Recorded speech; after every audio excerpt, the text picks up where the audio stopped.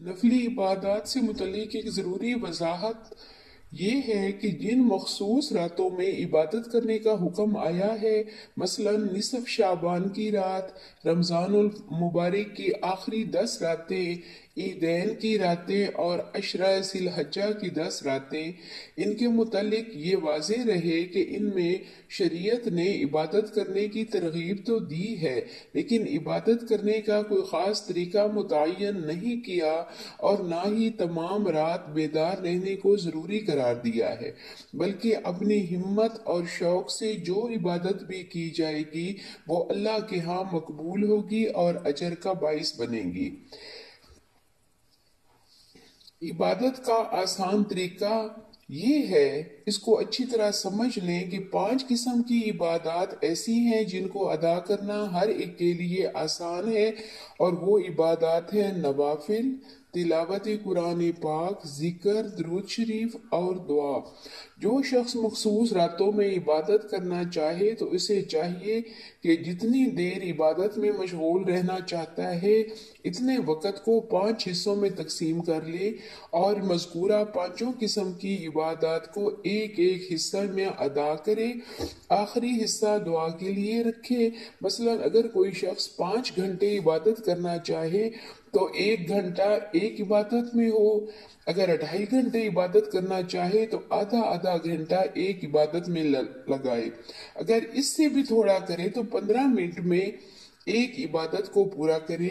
کوئی اس طرح اگر عبادت کر لے گا تو انشاءاللہ وہ اس رات کے عبادت گزاروں میں شمار ہوگا۔ یہاں یہ بھی بات یاد رکھے کہ ان راتوں میں نوافل پڑھنے کا کوئی خاص طریقہ احادیث سے ثابت نہیں ہے، بلکہ عام نمازوں کے ساتھ جس طرح نفل پڑھے جاتے ہیں اس طرح پڑھنے چاہیے۔ شب برات کے احکام اور فضائل۔ شعبان المعظم کی 15ویں رات کو شب برات کہتے ہیں۔ روایات میں اس کے کئی نام آئے ہیں، مثلا لیلۃ المبارکہ، لیلۃ البرات، لیلۃ السبت۔ اس رات کی عبادت اور اس سے اگلے دن 15 شعبان کا روزہ رکھنے کی احادیث میں بہت فضیلت آئی ہے۔ اس رات میں اللہ تعالیٰ کائنات کے کئی اہم امور، مثلا زندگی، موت، رزق اور کئی آنے والے حالات اور واقعات کے فیصلے فرماتے ہیں۔ اس کے علاوہ اس رات کے شروع ہوتے ہی اللہ جل شانہ آسمان دنیا پر نزول فرما کر دنیا میں خواب غفلت میں سوئی انسانیت کو بیدار کرتے ہیں اور بے شمار لوگوں کی اس رات مغفرت فرماتے ہیں۔ کچھ لوگ شب برات میں آتش بازی، چراغاں، پٹاخے بجانے کا مشغلہ اختیار کرتے ہیں اور اپنے بچوں کو اسی مقصد کے لیے خرچہ بھی دیتے ہیں، گویا وہ اس رات کو جشن منانے اور تفریح کرنے کا ذریعہ بنا لیتے ہیں، حالانکہ یہ سب باتیں اسلامی تعلیمات کے خلاف ہیں۔ کتنے بڑے نقصان اور گھاٹے کی بات ہے کہ اس قدر برکات و تجلیات والی رات ہم فضول مشاغل میں ضائع کر دیتے ہیں۔ کیا پتہ ہم ادھر لغویات میں مصروف ہوں اور ادھر ہمارا نام اس سال مرنے والوں کی فہرست میں لکھا جا رہا ہو۔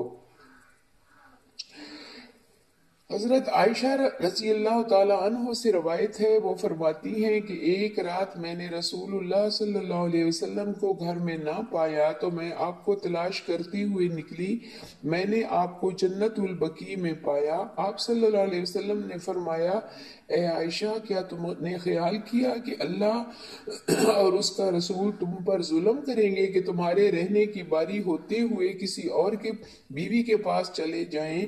تو میں نے عرض کیا، یا رسول اللہ، شاید آپ کسی بیوی کے پاس چلے گئے ہوں۔